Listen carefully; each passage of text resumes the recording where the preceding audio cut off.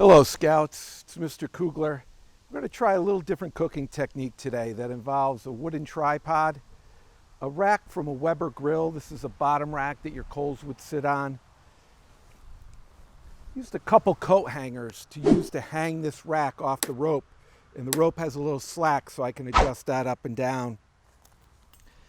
And what we're going to do is we're going to make some pizzas. I know that sounds great. On this rack, on this tripod. And the way that we're going to control the heat and allow it to bake is we're going to make a teepee with aluminum foil and this tripod so that the coals that we have down at the bottom of below our rack within our tripod footprint there will rise up and reflect off of the foil on the top, and then to give it the top heat that we need, and we'll also have bottom heat from the coals on the ground. Now, this is an older wooden tripod that I have. So what I did as an added level of protection is I put some foil and wrapped it around each of the legs because the coals are going to be kind of close to that. You certainly could use a metal tripod and be able to hang this down maybe with the chain that comes with this typically and not have to worry about that. But I wanted to do the wooden tripod today. In part because one of your requirements is to make a useful kitchen gadget using lashing kitchen tool, and a tripod would satisfy that. So I'm going to get started doing some foil wrapping. Two things that are important. I'm going to start at the bottom. I'm going to leave it up a little bit because I don't want to snuff out the coals that are there. I want to have enough air coming through to keep the coals, feed them with oxygen. The other thing, though, that I want to do is I want to layer this so that the heat stays in. Now, if I started at the top and then lapped over, the way the seams are on the foil, the air would escape, the hot air would escape. So I'm going to do this more like I would shingle a roof with shingles, where I'm going to start at the bottom and I'm going to lap it over coming up. So that'll keep the air, the heat in there. I'm going to wrap it somewhat tight around here, but I want a little bit of convection coming out. That won't be terrible. And then the other thing that I'm going to need to do is make sure that I do my seams in such a way that I can create a door right here so I could slide my pizza in and out. So let me get started doing some of the foil. You'll have some fun watching me. This is typically a two-person job, so wish me luck. One of the things I'm going to do periodically is I'm going to use these binder clips. These are the largest ones. They're probably about 1 inch. And they're going to enable me to, in a couple spots, be able to hold that foil in place if I need it. I've got some wider foil here. This is the one that's 18 inches wide. You certainly could use the narrower foil, but get the better foil so it doesn't tear on you.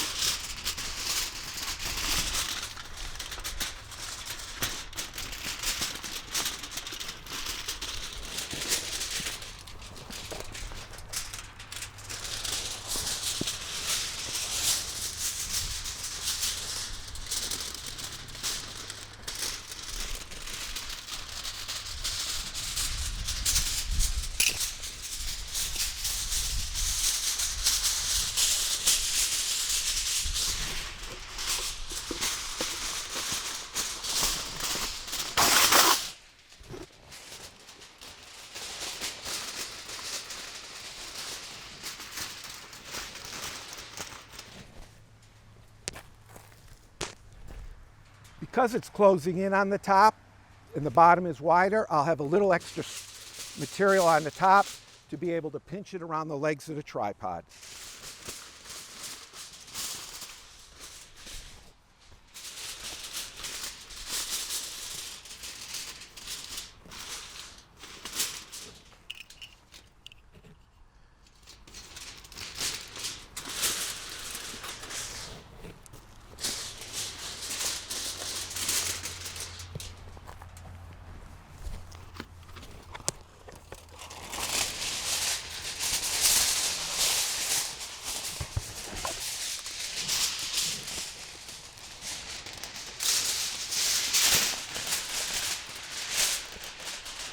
This is the part where I'm going to need a door. So I'm going to temporarily hold it right here to be able to hold it, but I'm going to keep that loose because when I'm done, I'm going to need to be able to open this up.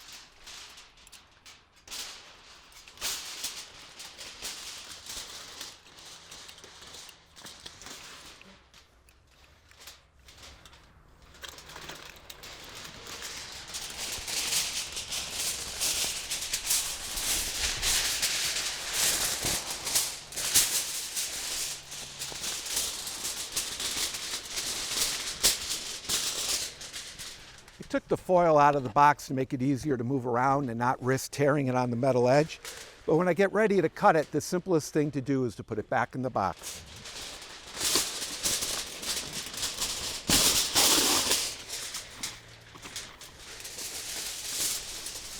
So because I want this door to open, I'm going to release this for a second. I'll hold it in place by putting a binder clip over here. And I'll remove what's going to be my door. I see that I need a little bit more material there, so I'm just going to wrap this here. Going to release this, pull some of it back.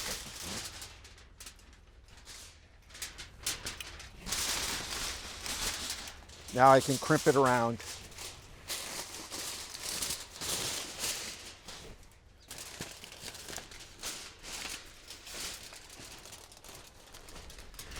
I think I'll put a binder clip up here as like where my door hinges.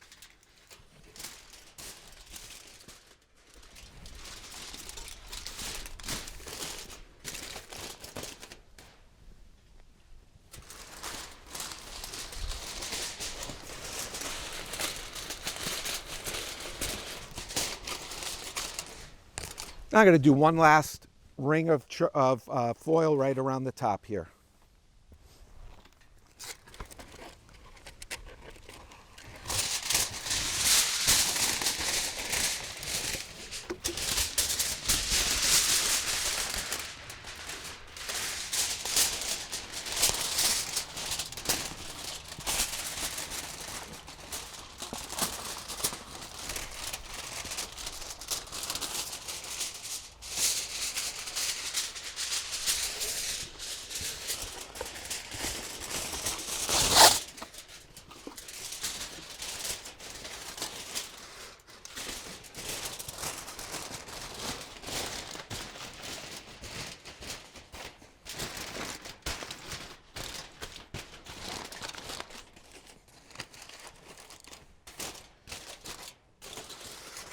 And now I have my door, my teepee made out of aluminum foil, and when I get ready to go and I go to cook, I can actually even use another one of these binder clips to keep my door shut while my pizza's cooking.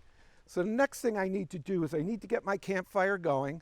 I'm going to pull my coals from over on the side here and shovel them underneath to be able to control the heat. If I was going full tilt with the fire, chances are to be able to have enough heat and coals and constantly stoke that fire, it would get far too hot in this teepee and I would burn my pizza. So we're going to take a little break. I'll get the fire going and we'll set up and we'll start prepping the pizzas. So let's get started assembling our pizza. And one of the key things to do, I'm using store-bought pizza dough and it came out of the refrigerator, so it's cold. So I had it in a container where it was protected from the air, but I had enough room to expand. And for the last 4 or so hours, I've had it at room temperature in doing what's called proofing. And that allows that dough to relax a little bit and allows it to be more pliable and a lot easier to use and shape into the pizza that you want to make it. Now, what are we going to cook it on? We're actually going to use a sheet that's called a pizza screen. These are aluminum. I'm going to spray this down with oil before we put the pizza on top of it. And the openness on the bottom of this is just going to allow that pizza crust to get nice and crisp below and remain dry. Versus if I used a pan, like we'll cut the pizza on, I would need to worry about the moisture would get trapped there and it wouldn't get as crisp as it does on this pizza screen. Before I start shaping the pizza dough, I'm going to take some all-purpose flour and I'm just going to coat it on my cutting board here. I'm just using a cutting board. I suppose I could have used a cook box lid, but it's just easier for cleanup. And then I'm also going to make sure I've got some on my hands. And in the event that I may end up using a rolling pin, I want to make sure I put some flour on that rolling pin as well. Because if I don't, what's going to happen is this dough is going to stick to it, and it's really going to create a problem. So here I have my nice relaxed dough, and what I'm just going to do is just try to start working it.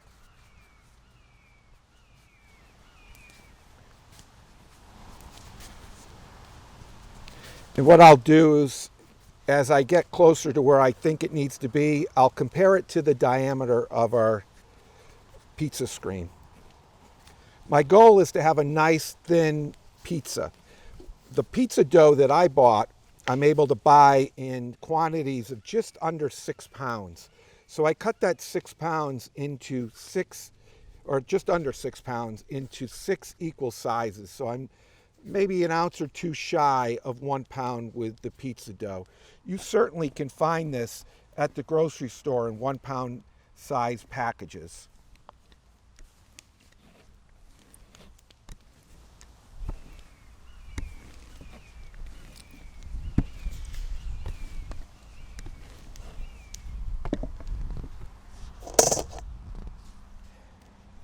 Looks perfect for my pizza screen. So what I'm going to do now is step out of the way a little bit here.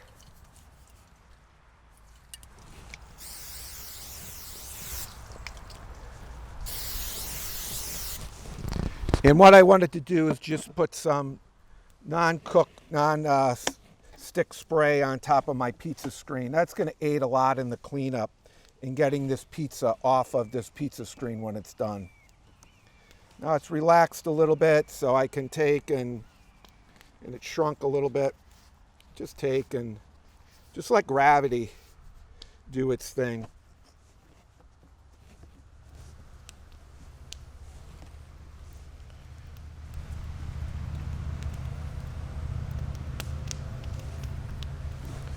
All right, great.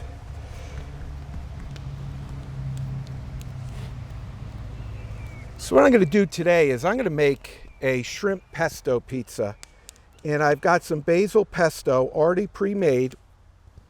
And I have some pre-cooked shrimp. Now I know a Scout is thrifty, but this shrimp actually was $6.99 a pound, pre-cooked for a pound, and it's the smaller shrimp. So that's not a bad deal for a protein when you're making a pizza. And the nice part about it is I don't worry if I had, say, sausage, raw sausage or raw bacon. Certainly you could pre-cook those and use those. But I like this. And the basil pesto is an interesting switch up from what you're accustomed to seeing with the red tomato sauce. So I'm going to grab a spoon and we'll apply some of the pesto on top of our pizza. So I've mixed up my basil pesto a little bit because as it sits in the container, the oil comes up to the top, and it's really not going to take a lot. I'm just going to take and smooth this on because the oil in this is really, once it heats up, is really going to move around. You also want to have a nice crisp crust on the perimeter. So I've got maybe a tablespoon and a half on this 14-inch pizza. I'll just move it around.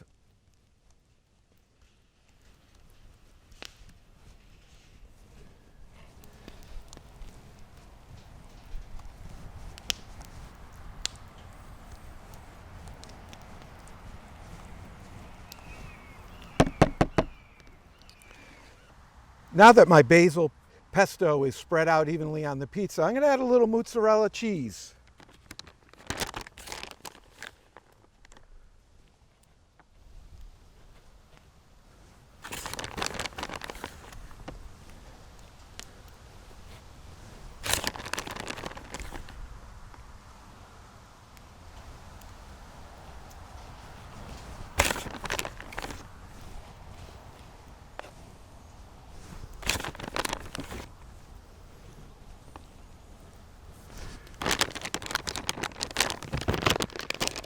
Now I'll add that shrimp.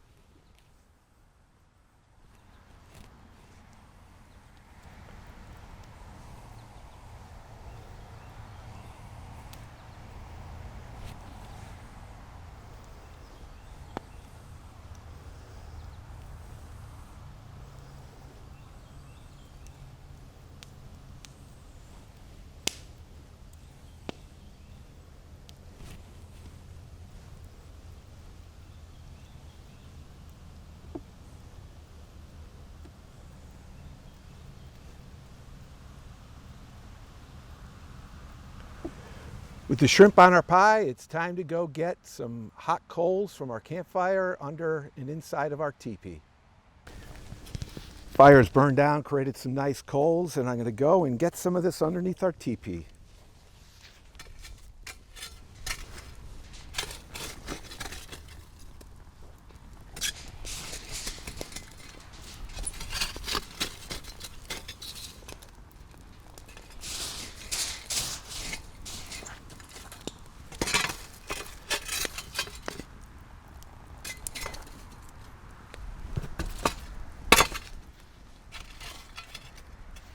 We'll add a little more wood on our fire so we have wood and coals going when these coals underneath need to be replenished.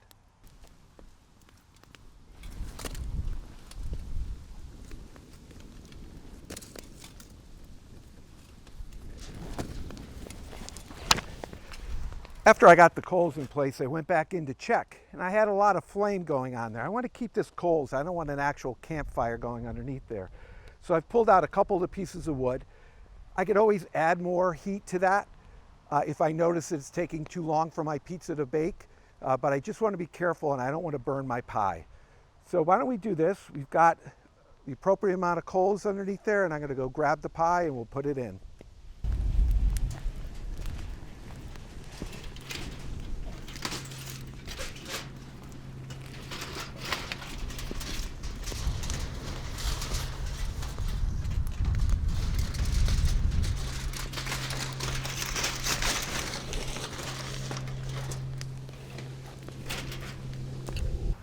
So we're about 25 minutes in.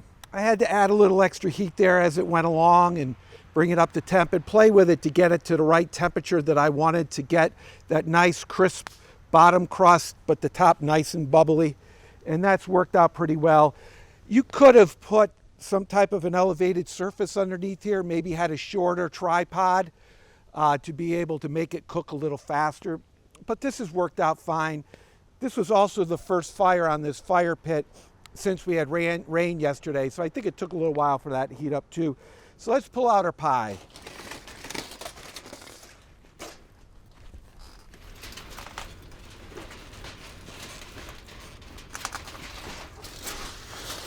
Oh, that looks delicious. Bubbly. Pesto is bubbling. Let's get it over to the cutting board. And our pizza is looking amazing. I don't even need the peel. And we're right onto that pizza sheet. So here we are with our shrimp pesto pizza. Let's cut this bad boy up. I love those blisters that come on. You could poke with a fork and prevent those, but I just think they look so cool. Moment of truth, let's take a look at that bottom. Oh, look at that bottom of that pizza. That is delicious. So before I take it, enjoy and eat in front of you, here's a pesto pizza with some shrimp, little mozzarella cheese, made in our teepee made out of aluminum foil. I'm just so excited. I can't wait to eat this. You can, the sky's the limit with what you can do in terms of toppings. My recommendation is keep your dough nice and thin, because that's how you're going to get crunchy and you're not going to be there all night cooking it. But have fun, get out there, enjoy, find some different ways to cook. And certainly consider this tripod, reflector oven, pizza oven on your next camp out feeding your patrol or troop.